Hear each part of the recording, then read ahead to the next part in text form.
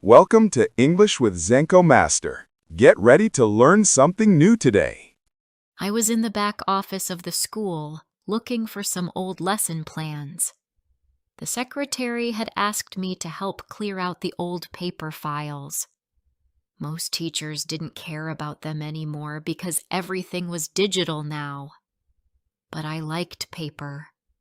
I liked the smell of old folders, the quiet sound of pages turning, and the feeling of finding something unexpected. I had been teaching at the school for 3 years. It was a small secondary school near the coast.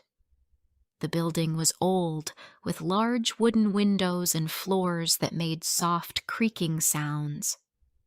My students were mostly kind, though sometimes loud and difficult. I liked them. They kept my mind busy and my heart awake.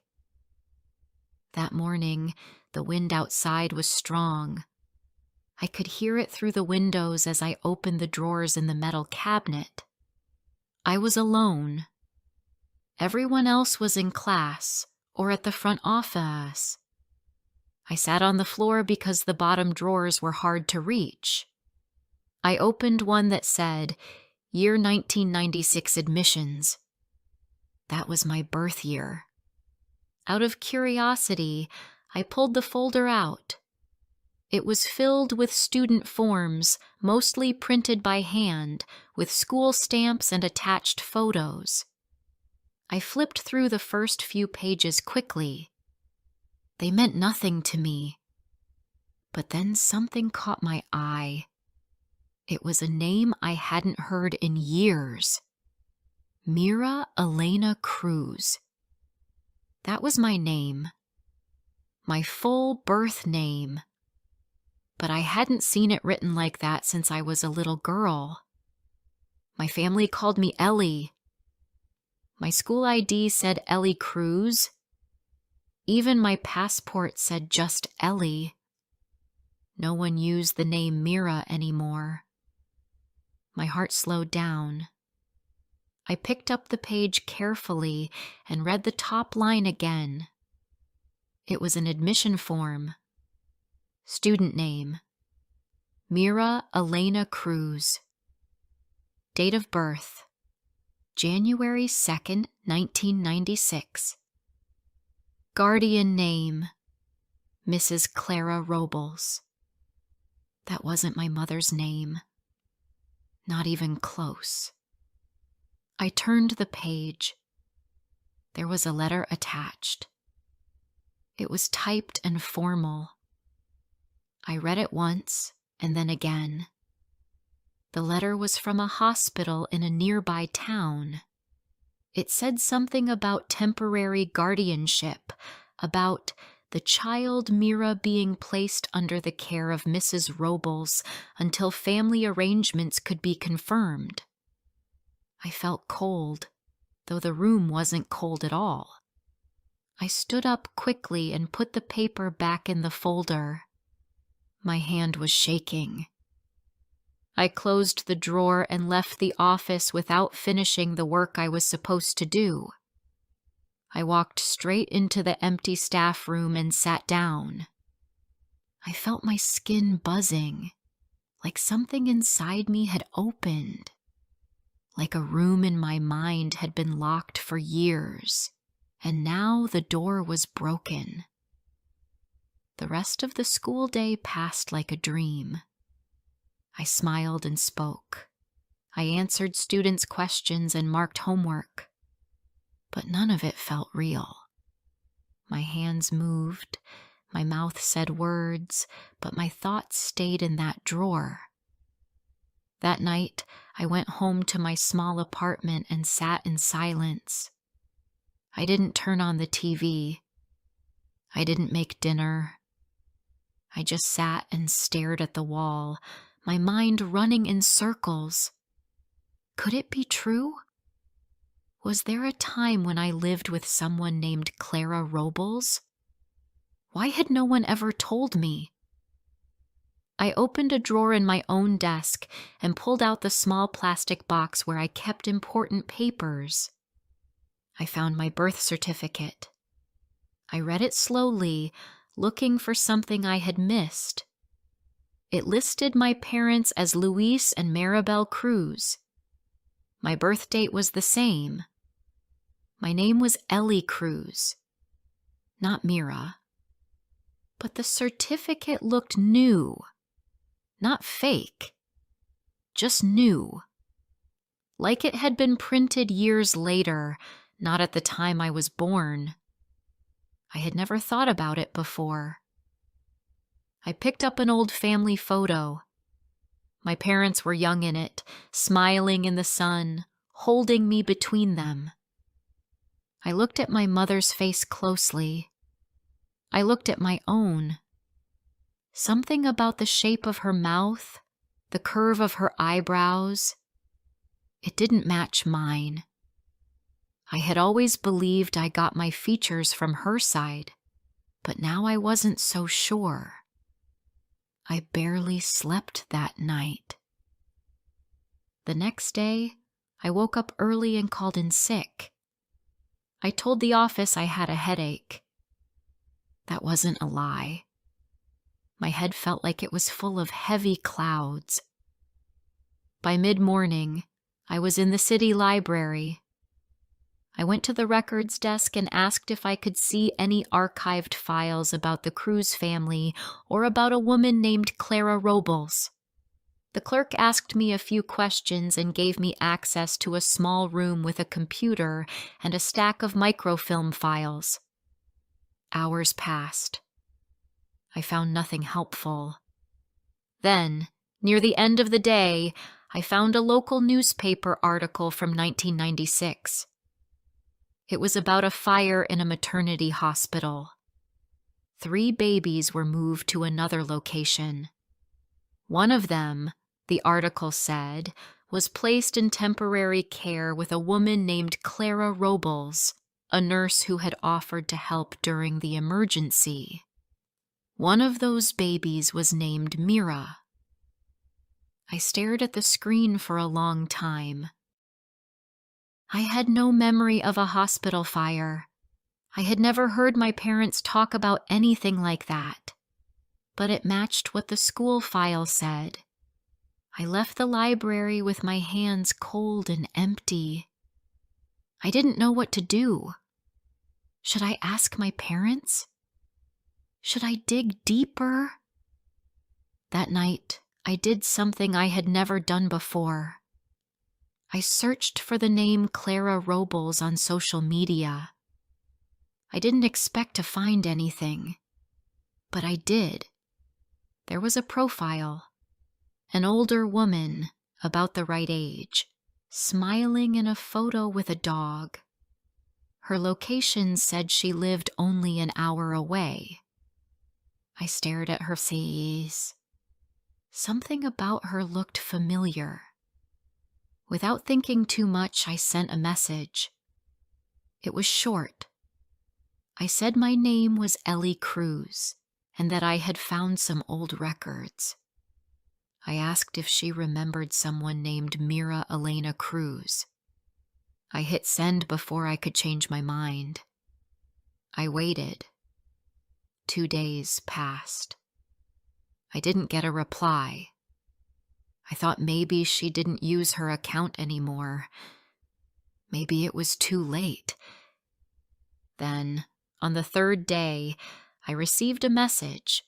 It said, "Yes, I remember Mira. Please call me.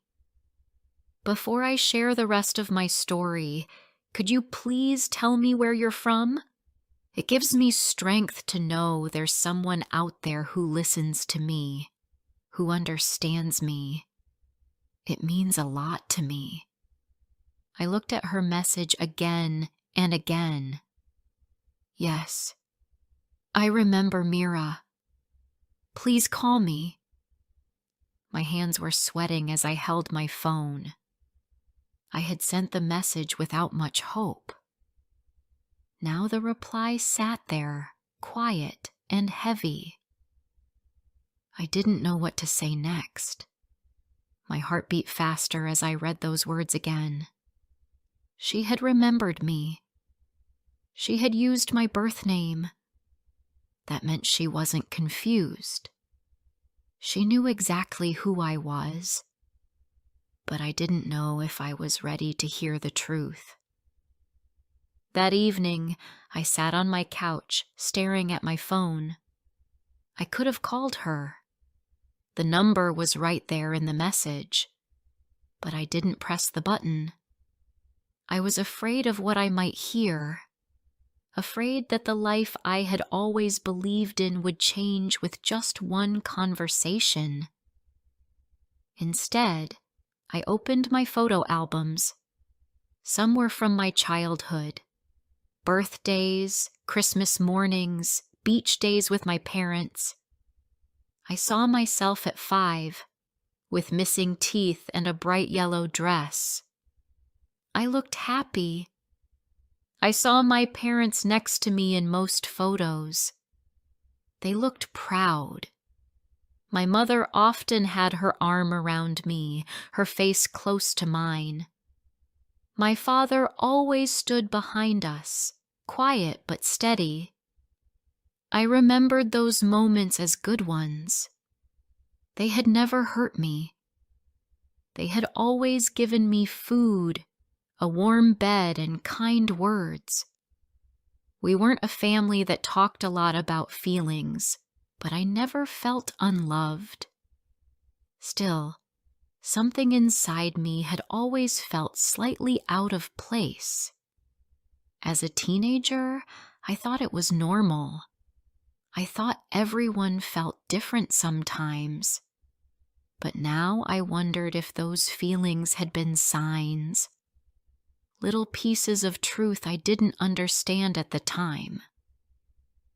I put the album away and looked at my phone again. My fingers hovered over the screen. Then I pressed call. The phone rang twice. She answered with a soft voice. She said my name like it had been sitting in her mouth for years. I didn't say much. I just listened. She spoke slowly, gently.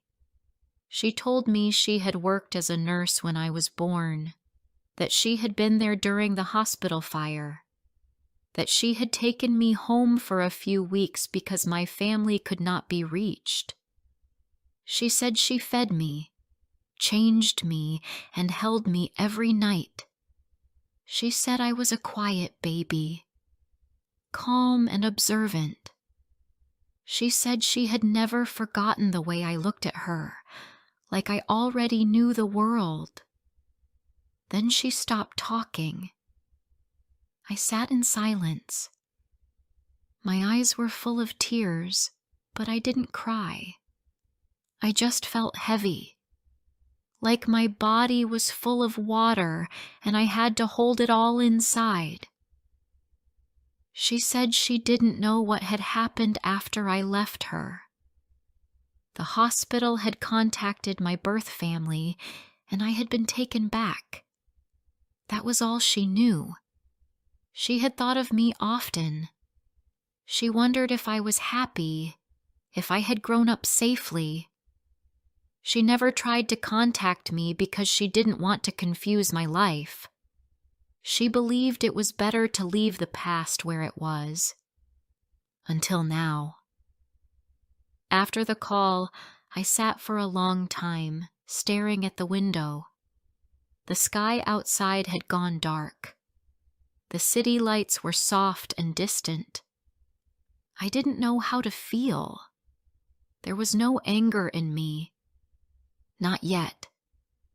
Just confusion. And something else I couldn't name. A few days later, I visited my parents. They lived in a quiet neighborhood, in the same house where I had grown up. My mother opened the door with a smile. My father was sitting in the living room with the TV on low volume. They looked the same as always. I had come without warning. That wasn't like me. We sat at the kitchen table. I told them about the school file. I told them about the hospital record. I told them I had spoken to a woman named Clara. At first, they said nothing. Then my mother reached across the table and took my hand. Her face was calm, but her fingers were trembling. She said there had been a fire when I was born. The hospital lost contact with them for almost a week. When they arrived, I was already in Clara's home. My father said they had done everything by the law.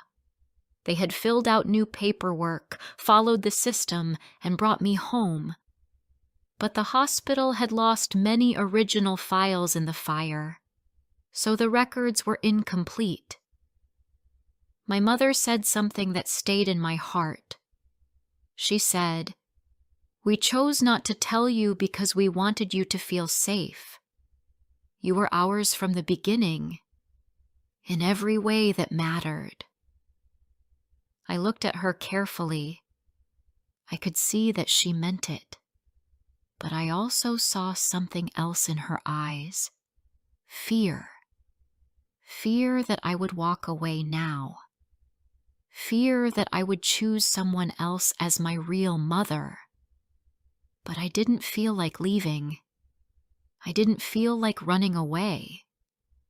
I just needed to understand. That weekend, I drove to see Clara. She lived in a small house near the countryside. There were flowers in her yard and wind chimes near the door. When she opened it, I saw the same face from the photo. Older now, softer around the eyes, but still familiar. She looked at me like I was a miracle.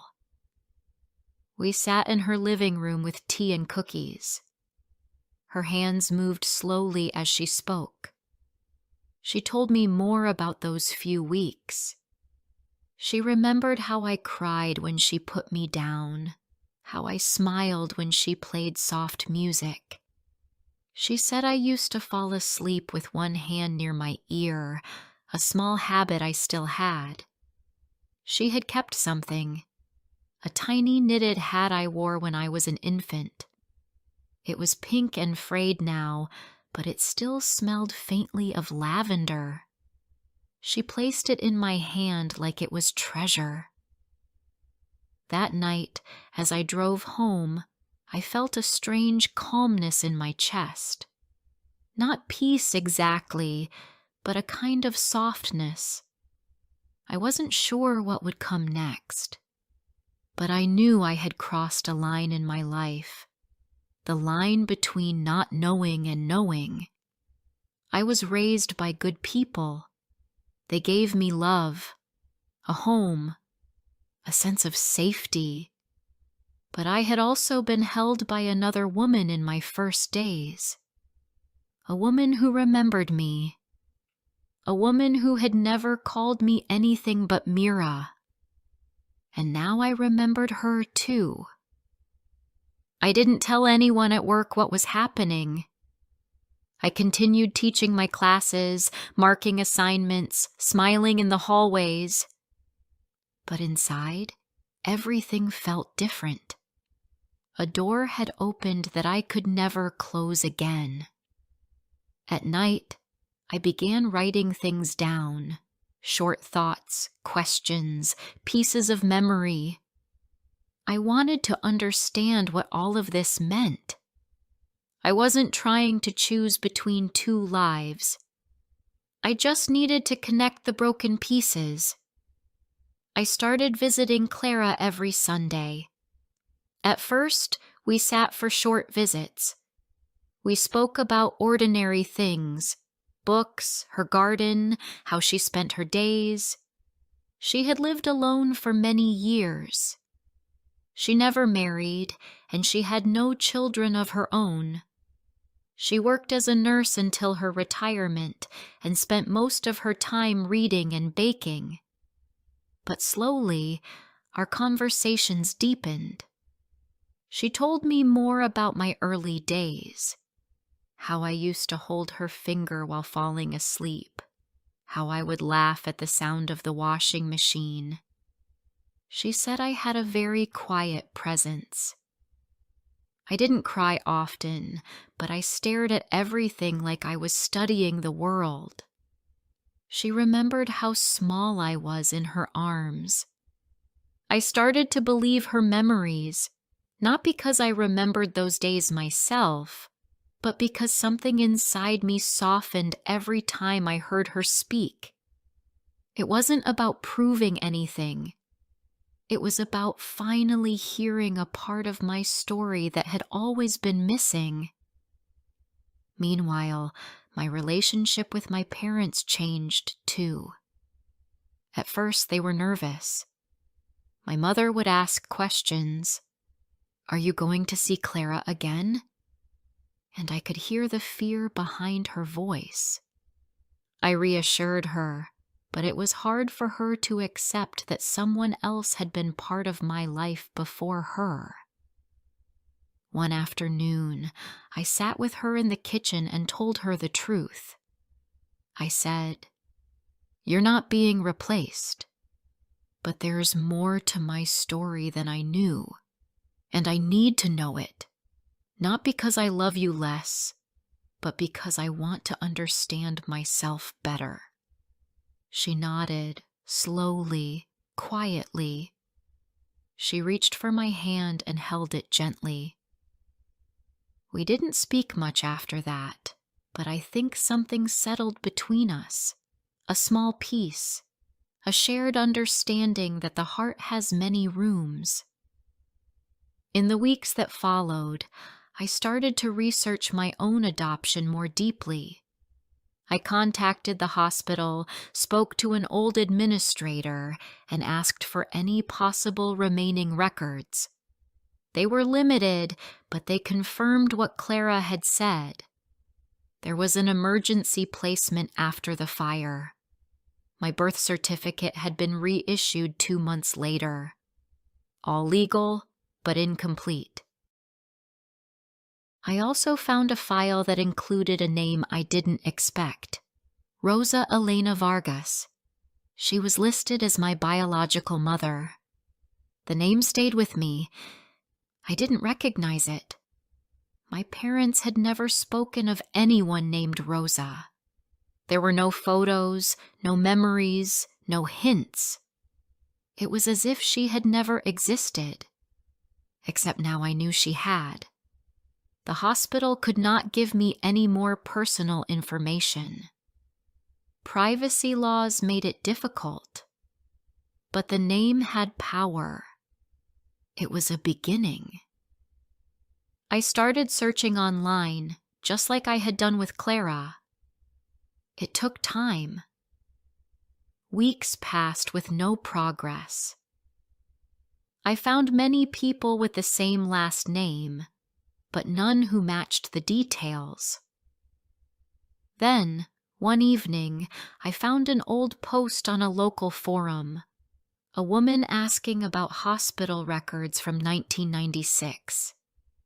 She had posted only once, years ago. The username was Elenav. I froze when I saw it. My middle name was Elena. I clicked on the profile.